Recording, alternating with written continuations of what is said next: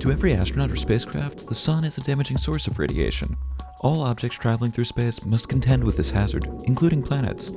Even the moon has the scars to prove it. New NASA research suggests that some of the coloration we see on the moon could actually be a form of sunburn.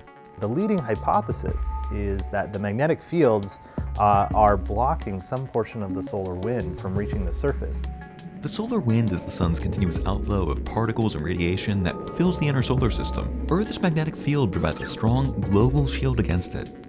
However, the magnetic field on the moon is much weaker, and it forms only small, localized bubbles of protection.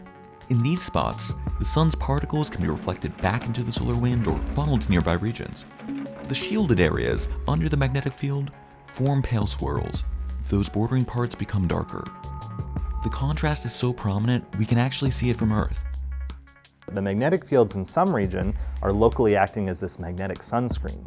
You know, sometimes you put on sunscreen and you miss like a tiny little bit, and then you have a really bright red spot on your skin where you missed it. That's in some ways the analogy of this sort of region of the moon that is extra exposed. Unfortunately, the moon's patches of magnetic field are not robust enough to completely protect human explorers from the sun's radiation. But further study of lunar magnetic fields could lay the groundwork for future innovations.